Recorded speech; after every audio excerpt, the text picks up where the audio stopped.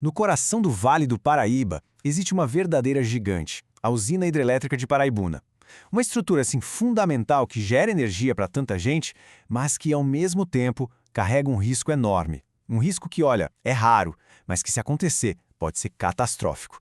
E por isso mesmo, exige um plano de emergência muito rigoroso. E é aqui que a gente chega na pergunta que não quer calar, né? O que acontece se a Terra tremer em Paraibuna? Pode até parecer coisa de filme de desastre, mas a verdade é que essa é uma possibilidade, sim, e é levada muito a sério.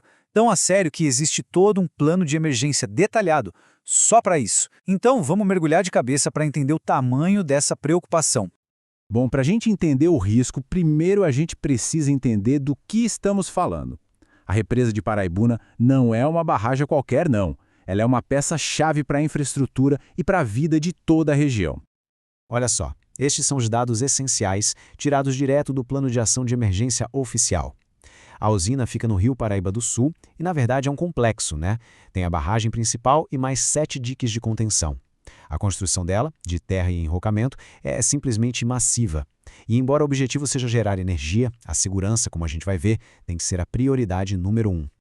E agora a gente entra no ponto central da nossa conversa. Os planos oficiais eles precisam pensar em tudo, até nos cenários que parecem mais improváveis. E um tremor de terra é exatamente isso, um gatilho totalmente inesperado para uma situação de emergência gravíssima. Para a gente ter uma ideia da gravidade, precisamos entender a linguagem do plano. O tal do nível de emergência vermelho é o alerta máximo. A definição é bem direta, risco de ruptura iminente. Nesse ponto não tem mais margem para erro, não tem o que discutir, a prioridade absoluta é uma só: tentar evitar ou diminuir os danos a vidas e patrimônios. Agora, deem uma olhada nesta tabela. Isso aqui é muito interessante, porque é a lista oficial de gatilhos. A gente vê problemas que já são esperados, como galgamento, movimentação de taludes, mas olha só o item que está destacado: terremotos ou sismos. Tá ali preto no branco. Um abalo sísmico que cause uma descarga de água sem controle é um gatilho direto para o nível vermelho. Então, o ponto crucial que a gente precisa guardar é este. A possibilidade de um terremoto afetar a barragem não é nenhum tipo de alarmismo ou ficção científica. É um cenário oficial, previsto e planejado pelas autoridades e pela empresa. O fato de existir um plano para isso só mostra a seriedade com que esse risco é tratado. Tá, mas e se o pior acontecer? Aí a gente entra no chamado cenário de ruptura hipotética. E a primeira área a ser atingida tem um nome que já diz tudo sobre a urgência da coisa: a zona de autossalvamento. O nome já é forte, né? Mas a definição oficial é ainda mais cortante. É a área onde simplesmente não dá tempo do socorro oficial chegar. A responsabilidade pela sobrevivência, nesse caso, cai inteiramente sobre as pessoas que estão ali. É uma realidade dura, mas é fundamental ter isso claro no planejamento. E claro, essa não é uma área vazia, deserta. O plano estima que quase 2.000 edificações ficam dentro dessa zona crítica. São casas, comércios, fazendas. Isso dá uma dimensão muito mais humana e concreta para a ameaça. 30 minutos. Guardem esse número porque ele define toda a urgência. É o tempo máximo estimado para a onda de inundação atingir o final da zona de autossalvamento. Pensa só, meia hora. Meia hora para reagir, para evacuar, para se salvar. É uma janela de tempo, vamos combinar, assustadoramente curta. E isso só reforça a mensagem principal das AS. A evacuação imediata por conta própria não é uma sugestão, é a única opção. Cada segundo conta. E a preparação, o conhecimento do que fazer, é a única ferramenta que pode fazer alguma diferença.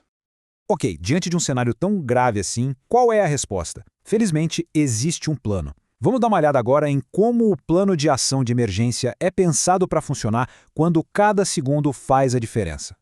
O plano funciona em níveis, como uma escada. O nível laranja é o de prontidão. O risco aumentou, as tentativas de controle não estão dando certo e a Defesa Civil já fica de sobreaviso. Agora, o nível vermelho é a emergência de fato. A ruptura iminente ou já começou. Aí a ordem é uma só: evacuação geral para já.